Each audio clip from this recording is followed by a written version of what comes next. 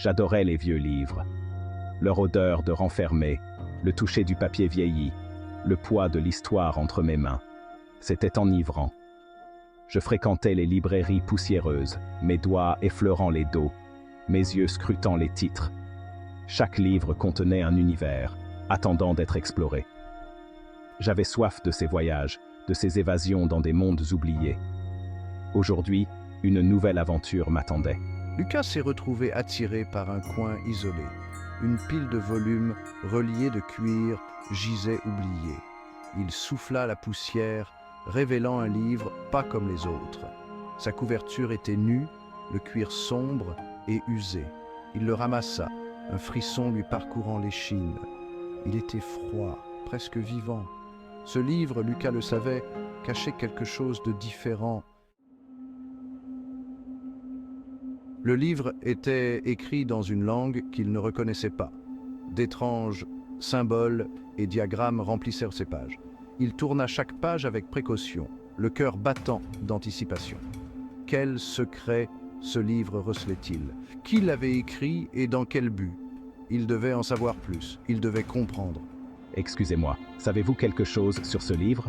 Le libraire jeta un coup d'œil au volume, les yeux écarquillés d'alarme. Ce livre est dangereux. Vous ne devriez pas le toucher. Lucas fut pris de court. Dangereux? Qu'est-ce qui pouvait bien être si dangereux dans un livre? Le libraire, le visage marqué d'inquiétude, se pencha vers Lucas, ses yeux scrutant les siens avec une intensité inhabituelle. Ce livre contient des choses qu'il vaut mieux ne pas déranger. Des secrets anciens et dangereux. Des choses qui ne sont pas destinées aux yeux des mortels. Des connaissances qui dépassent notre compréhension. Lucas, bien qu'intrigué, était également sceptique. Il se demandait si tout cela n'était qu'une mise en scène pour rendre le livre plus attrayant.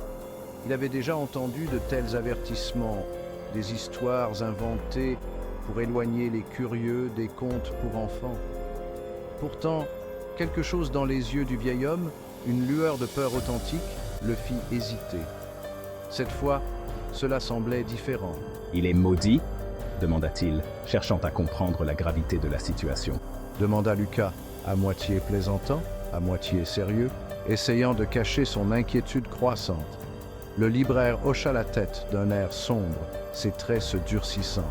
Pas maudit, jeune homme, mais puissant. Trop puissant pour être manipulé sans précaution. Il renferme un savoir qui peut corrompre, qui peut consumer. Remettez-le. Ne laissez pas la curiosité vous dévorer. Oubliez que vous l'avez vu. C'est mieux ainsi. Ces paroles restèrent suspendues dans l'air, lourdes d'avertissements tacites, comme une ombre pesante. Mais Lucas, piqué par la curiosité, était déjà conquis par l'attrait du livre, incapable de résister à son appel mystérieux. Il acheta le livre, ignorant les supplications du libraire. Il ne pouvait pas l'expliquer, mais il ressentait une étrange attirance pour lui, un besoin irrésistible de le posséder. C'est comme si le livre lui-même l'appelait, lui murmurant des promesses de savoir interdit. Il rapporta le livre chez lui, l'esprit bourdonnant de questions. Le poids du livre semblait augmenter, pesant sur lui. Il s'enferma dans son bureau, les lourds rideaux tirés.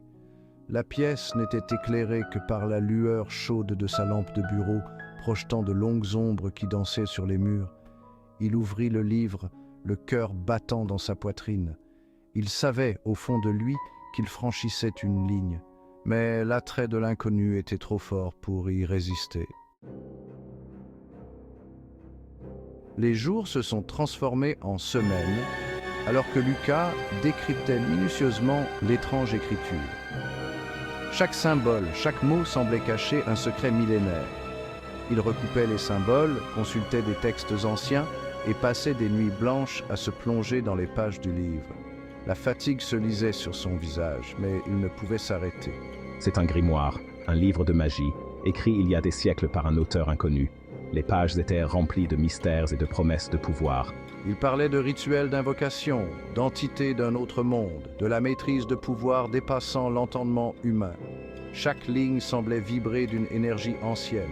Et puis, je l'ai trouvé. Un rituel. Un rituel qui pourrait changer le cours de ma vie.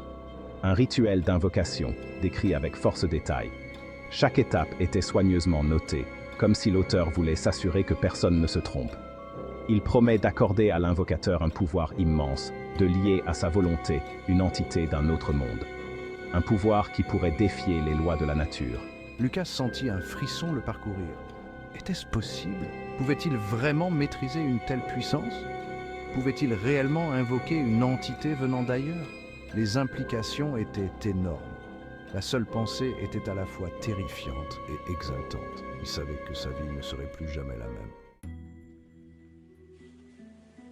Lucas, poussé par une curiosité imprudente et le désir de quelque chose de plus, décida d'accomplir le rituel, un acte qui allait changer sa vie à jamais.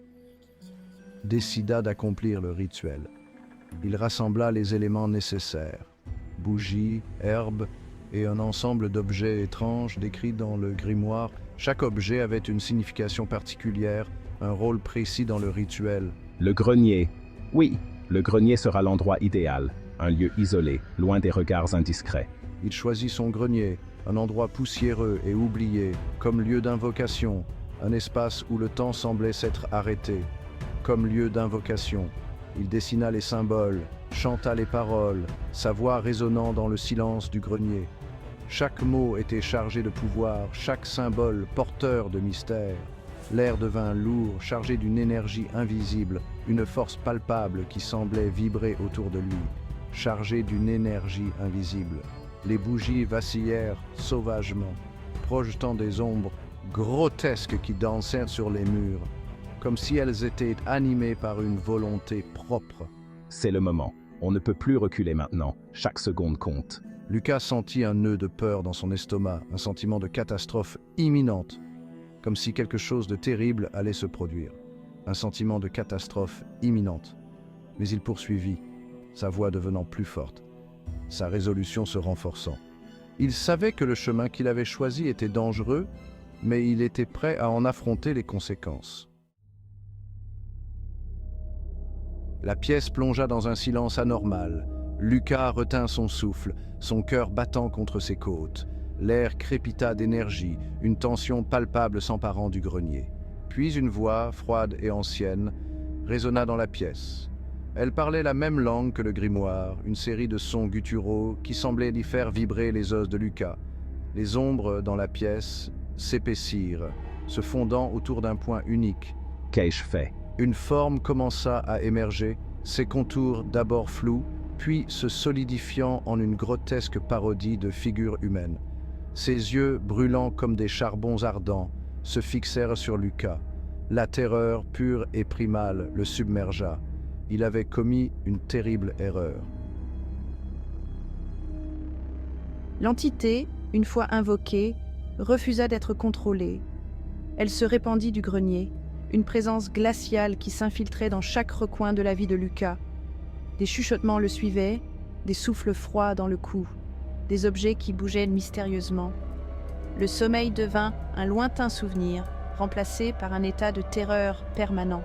Sa maison, autrefois un sanctuaire, était désormais une prison de peur. J'ai essayé d'annuler le rituel, de bannir l'entité vers le royaume éthéré d'où elle venait. Mais le grimoire n'offrait aucune indication de ce genre. L'invocation était une porte à sens unique. Je l'avais ouverte, et maintenant, j'étais piégé avec les conséquences. Lucas chercha de l'aide, consultant des prêtres, des enquêteurs du paranormal, toute personne susceptible de comprendre ce qui l'avait déchaîné. Mais tous le prirent pour un fou, un homme désespéré s'accrochant à une histoire farfelue. Sa vie partait en lambeaux. Il perdait son travail, ses amis, sa santé mentale. La présence de l'entité était un poids suffocant, l'écrasant sous son tourment incessant. J'étais prisonnier dans ma propre maison, prisonnier de mes propres actes. L'entité jouait avec moi, me murmurant des menaces, me montrant des bribes d'horreurs indicibles. Je vivais un cauchemar, et le pire, c'est que personne ne me croyait. J'étais complètement seul. Il finit par comprendre. L'entité, le grimoire, tout cela était trop puissant. Il n'y avait aucune échappatoire possible, aucune négociation possible. Il était piégé. lié à jamais à la créature qu'il avait si imprudemment invoquée. Il vivait un cauchemar éveillé, et il n'y avait aucun réveil possible. J'ai cessé de me battre, j'ai cessé de chercher de l'aide. Je me suis retiré du monde, me résignant à mon sort. Ma vie, telle que je la connaissais, était terminée. J'étais désormais un serviteur de l'entité, une marionnette dansant au gré de ses cruels caprices. Finalement, Lucas devint un reclus, enfermé dans sa propre maison, dévoré par l'entité et le grimoire. Sa vie devint un récit édifiant, murmuré parmi les libraires et les collectionneurs, un rappel du prix du savoir interdit.